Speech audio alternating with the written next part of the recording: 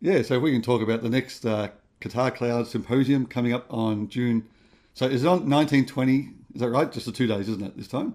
Yeah, we're compressing. It was over 4 days, and I'm not quite sure why I did that. I mean, it made sense in the beginning to have a Friday night orientation Yeah, where we really spend some time and get to know students. But there's so many alumni coming back that it's too much time for that. So, and a lot of people can't spend that much time. So we're making it Saturday, Sunday. Just put on your seatbelt. Just go, go, go.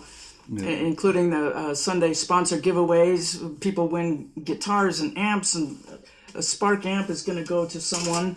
yeah.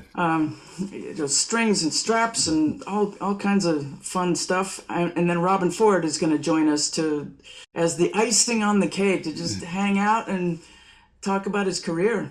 Yeah. He's one of, it's so fun for me because I've been so lucky. So far I got Steve Lukather, Steve Vai, Andy Timmons, Scott Henderson, Dweezil Zappa, and now Robin Ford. And I have a laundry list of people I would love to get in. Yeah. So the only one that's turned me down so far is Adrian Belew because he says he hates Zoom. Oh, really? So, oh Yeah, well. yeah, fair enough.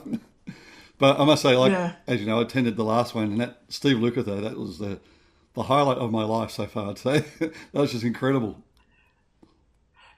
Oh my, I knew he would be exactly like he was. Yeah. And there was some things I learned that I didn't know, like the end of Rosanna, what came about from that. It was like, it's a song I'm playing with my cover band, so it was really exciting to hear the history by the guy that wrote it Yeah, and played it.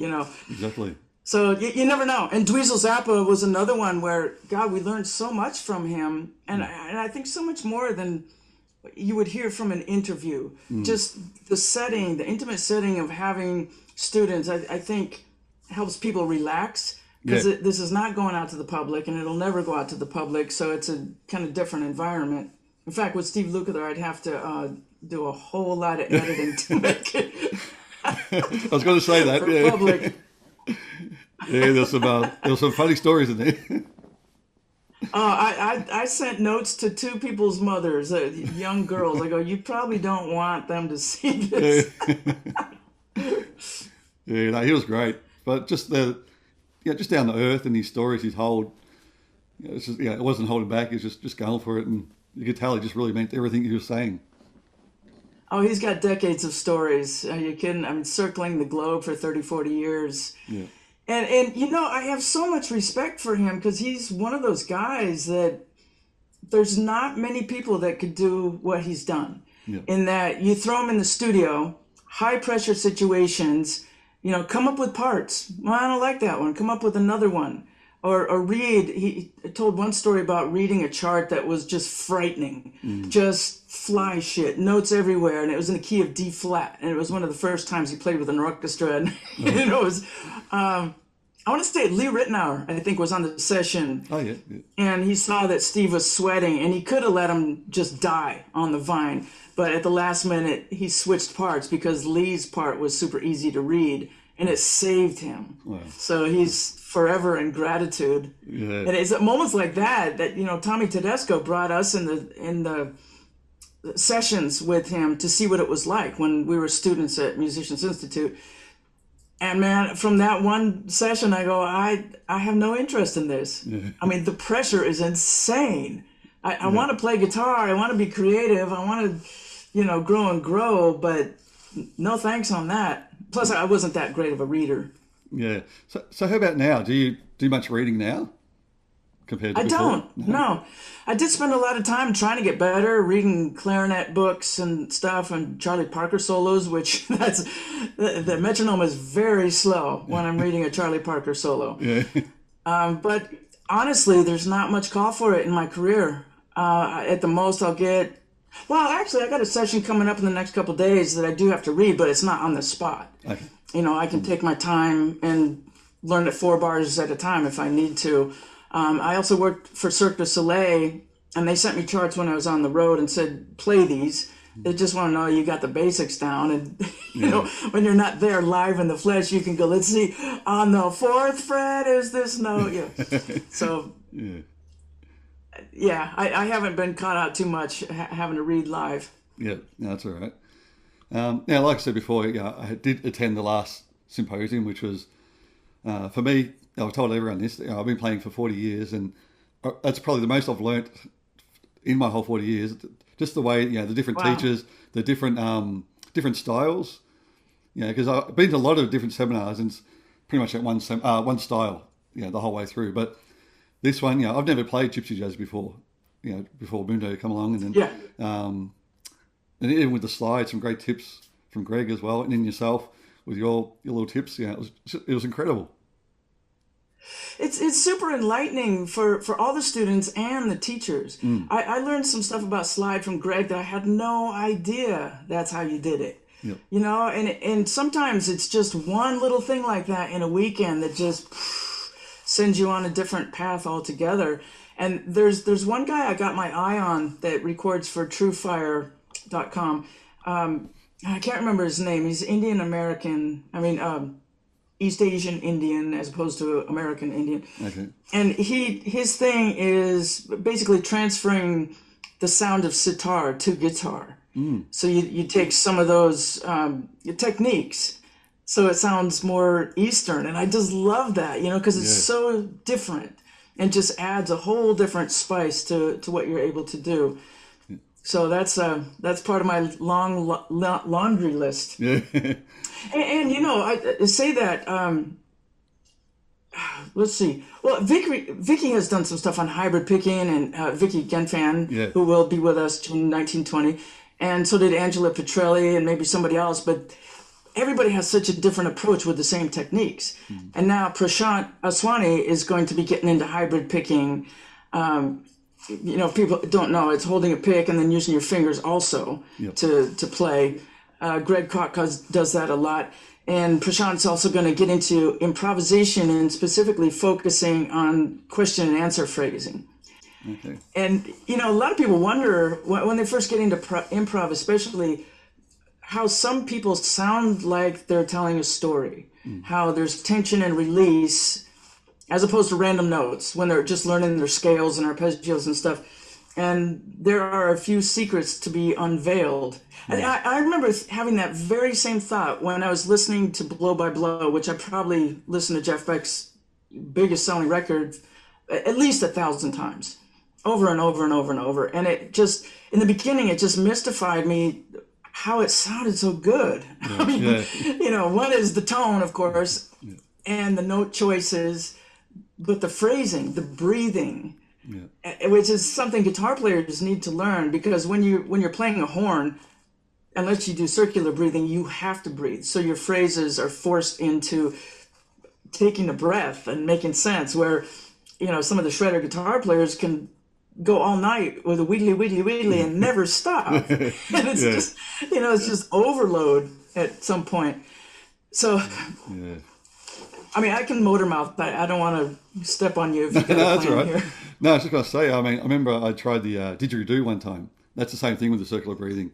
And I can't do it. Leave it to the experts, but that's amazing, the way they do that. I tried it too when I went to Australia. That's just kind of the thing you do. Get a didgeridoo, ship it back home, and do the thing where you have a straw in a glass of water. Yep. That's part of the training to get circular breathing. And short attention span theater here. I didn't have the patience to get very far with that. Plus, my dogs hated the sound, so that wasn't going to happen. So with the weekend, so I know you spoke about some of the people already. Now, Jude Gold. So can you tell us a bit about him and what he'll be doing with the weekend? Yeah, Jude, he's had a great career, and he's played with a bazillion bands. He's currently the guitar player in Jefferson Starship, one of the band members. The first time he joined us was in January when we did a thing on Guitar Heroes. And he used to be in a Van Halen tribute band. So I go, you're it. Yeah. Do a course on Eddie Van Halen. And he did a great job. And it was eye-opening. He showed some of the picking techniques that make so much sense. You see him break it down, and you hear Eddie, and you go, oh, well, of course he had to pick like that. That's the only way to get that sound. And he's just super knowledgeable and a super nice guy, too. And and he has a great podcast for Guitar Player magazine called No Guitar is Safe. Okay. And he does a great job, man. I mean, he does a lot of research. He spends a lot of effort in editing to make them sound really great. It's not just talk and go, you know. Yeah. So, and he's one of the editors of Guitar Player magazine. All right. So super knowledgeable. And I tell people I want them to teach things that they're passionate about. Yeah. And he kind of threw me a curve. One of the things I knew he was going to teach, he's got a very specific, very original tap style thing that he does, very percussive with the right hand, with electric guitar and gain happening. And then he's doing another module on the magic of capos, which I go, huh? I think of an electric player that's playing Van Halen solos, and capos don't go together. Yeah. But it's going to be really enlightening. He says, tons of pros use it, and not just because they want to change keys and do open string or open chord kind of sounds in different keys. So that's all I can say about that, because I don't know what he's presenting aside from that. Yeah. Now, what I have seen is like he uses when you do the half neck, is that right? Like I do 3 strings capoed and then other things. Is that he? Does he do that? Yeah. One of our 15 sponsors is G7th Capos. Yeah. And I must say they have some gorgeous capos. They're sending some my way. In one of the first giveaways, they had capos that said Guitar Cloud Symposium on them, which I thought was going over the top.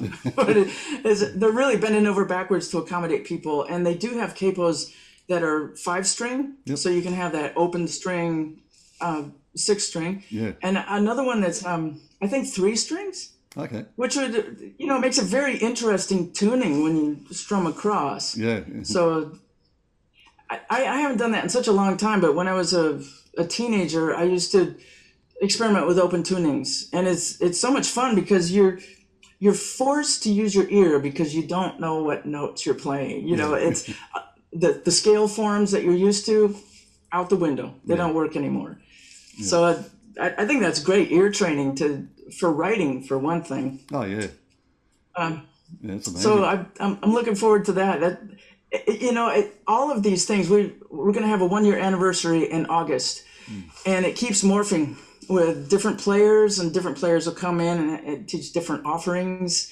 We were kind of forced to keep moving because we got so many alumni come back. Yeah. It's like I can't teach the same thing I taught last month. I got to, reboot and get something new happening. And in fact, I have taught the Transcribe app several times, but this time I want to get people hands-on. So everybody downloads the trial at least, and 5 people will win it because they're one of our sponsors as well. And every time they give away 5 free codes. So I want to get people hands-on, because it's one thing to have somebody show you an app, but how much are you going to remember of a half hour of information unless you're really digging in and going to the file menu yourself and discover like karaoke mode, and here's how you can instantly drop the bass EQ. So that's the next level for me. And I'm getting deeper into brain science. Several times I've taught things, tips on the most efficient way to learn music. And it's just a continual study for me, because there's so much information out there now about brain science and what we know, and it has completely changed the way that I learn music. So it's much more efficient and sticks better. So I'm imparting that to people. Yeah. And I think that's the other thing too, like with all your guitar symposiums, like people do get the PDFs and all the everything that's going along as well, don't they? Yeah, there's loads of material. In the beginning, I was just making iPhone videos because it's 2 days of nonstop content. Yeah. I mean, we do have breaks, but it's a lot of content, and you can't expect people to remember all that stuff. So every teacher does it a little differently, and the core of us that have been doing it since last August will typically have a kind of a PowerPoint presentation. So you'll see graphs and images and for instance, when I did the Jeff Beck course in January, which I will do again with different songs in July, I do a bit of history too. So I'll find some really killer photos that just kind of enhances the experience. Because since lockdown, this is our performance. Yeah, that's right. Yeah. There's no stages, no live music, although that is opening up. Yeah. So that has been our performance. So we just kind of put all our energy into it and try to make it fun. Yeah. And I just changed the name to it's a guitar party. Okay. It's a smorgasbord for guitar players, which we do every other month. And then in between, we do a single day deep dive into a single subject. Mm. So it's super fun. What about Vicky Genfan is another one. This time she's doing a C minor open tuning exploration and a blues. Okay. And then she's going to be taking a couple months off, and so I'm just like bringing in all kinds of people, starting to staff it up for September. Carl Verheyen is going to join us. Okay. In September, and Gary Hoey. And there's a few people I don't want to say just yet until they're confirmed. Yeah. But it's kind of exciting to see what people will bring. Yeah. Dave Martone also. Dave is going to be with us in June. Let's see. He's going to be doing Secrets to Improvising Like a Master. Oh yeah.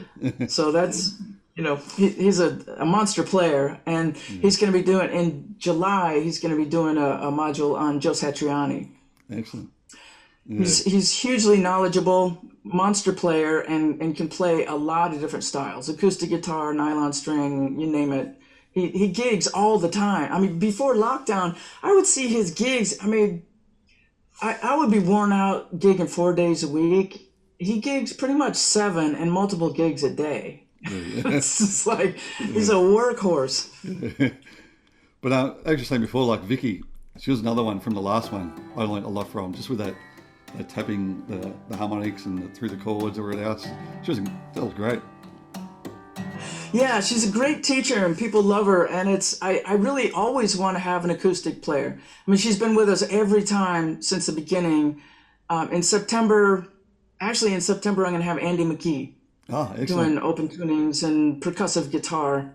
Wow, that'd be and I forgot to mention something. I'm all over the map here. That's right. In June, everybody can go to guitarcloudsymposium.com and download the schedules of the upcoming June 1920, July 17, and August. Vicky is going to be the host of a singer-songwriter deep dive day, which actually this is the first time we're going to have a different format because it's going to leak over into Sunday, where students get to perform for the teachers. Okay. Or play audio to get feedback of their songwriting. That's great. And I got Jeff Paris is one of the guys on that, and Sarah Hickman is another, both Grammy nominated songwriters. So there's a lot of knowledge there that I think for the most part everybody walks away thrilled, and I send out surveys to say, this is anonymous. If there's something you really didn't like, please let us know. Yeah. And almost always people go, this was the best thing ever. So we're doing something right. Yeah, exactly. Are you still thinking about doing maybe the Michael Jackson, Yeah, that just came to me a week ago. I mean, it's like one of the most obvious things, but and it's super manageable because it would be just me for maybe a half a day. I haven't worked it out quite yet, but all Michael Jackson all day. Show you the tips to the parts that I played live. Show you some songs, and there'll be plenty of time for stories and anecdotes and what people could expect on a ginormous tour like that. Oh yeah, that'd be great. Hopefully we'll get some new faces from that. Yeah, I think that'd be really good. I think a lot of people will love that. They're really cool. Yeah, you know what? When I got on Instagram, it seems like I would say 80% of the people are coming from Michael Jackson. They're Michael Jackson fans as opposed to just guitar players. So I think I'll try to tap both. Buy yourself a guitar and join me. Learn these songs. That's it. So the other people you did mention before with now is it Prashant Aswani? Is that how you say his name? Yeah. Yeah. Yes. So what else has he done? Because I don't know a lot about him. He's a record producer and a player. You know what? I copy and paste bios and I couldn't tell you. Yeah. I mean, he has played with a lot of people. He's played at some prestigious venues. I was just enamored with him. I had heard of him, and I saw him at a NAMM show demoing for Digitech, and he just sounded great. Oh, he is. I mean, just one of those guys that has it. The feel is there, the vibrato is there. And there's a video of him that I posted a few days ago where he was doing this thing that's almost East Indian, where he'll land on a note and go back and forth really fast. Yeah. That has a special sound that is very different from vibrato, and it's one of those things that just perked up my ears. I go, I gotta have that. I gotta have that. That's something I want to incorporate into my playing.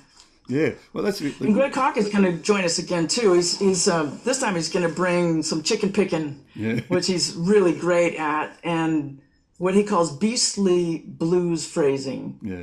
Because he's kind of like Sasquatch on guitar. So beastly, he's got his own vocabulary. So Yeah, that's right.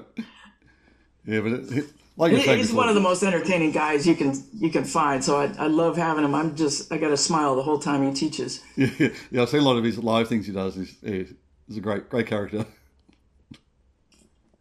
Yeah.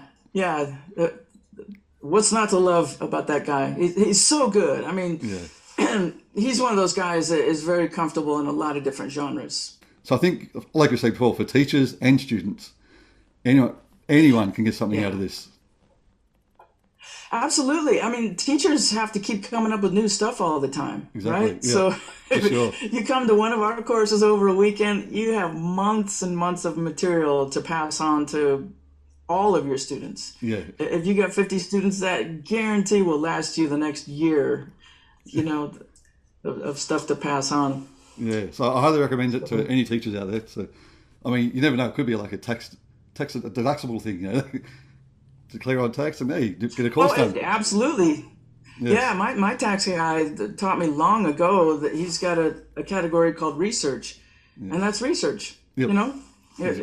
Reading a book. If you're a writer, all the books you buy are a tax write-off. Yep. if you're into film scoring, all the DVDs you buy, all the streams, tax write-off. Yeah. But it's going to be great. And like saying, Robin Ford, he's one of my big influences as well. Like, I actually had an original band called Busted Up, named after his song. So we still a lot of Robin Ford in the band. Yeah. So. Oh, fantastic. Yeah, he's one of those guys. I mean, everybody that I've been able to get as a special guest are people that in 4 bars, you know who it is. Yep. Such an identifiable sound. And I've been listening to him. There's a wonderful live at Montreux concert, like an hour and a half, that you can get on YouTube. And it's just such a glorious tone. He plays a couple different guitars, but the piece that I chose, I threw it in an ad, was him playing Telly. Yep. And it's just like, there's not a ton of effects. It's very pure and raw, and like all the others, the sound is in his hands. Yep. Yeah, exactly. No, he's an amazing player. That should be really good fun as well, just finding out about his stories. I saw him at a NAMM show years and years ago when he was with the Yellow Jackets and with Ricky Lawson on drums. It moved me so much that all these years later, I still remember it as one of my top 5 shows I've ever seen. Yeah. I've seen a ton of shows, and I enjoy the hell out of it when I'm there. But a year later, I couldn't tell you anything about it. But that just hit me right here. It was so good. Yeah, no, he's amazing. I think we've pretty much covered everyone from the next one. So June 19 and 20, and I'll put the link in the show notes plus on the page so everyone can go straight to it and find out more information about the dates and the times. Which is a big thing as well. Yeah, and you'll save $50 if you sign up before midnight on June 12th. Oh, So excellent. that's worthwhile to jump on it. Yes, for sure. No, excellent. Well, thank you again. Really appreciate your time doing this. Well, thanks for having me. I appreciate it. No problem. And hopefully we'll see you real soon for the next one. I'll talk to you later. Okay. Okay, cheers. Thanks a lot. Bye-bye. See All ya. right, bye.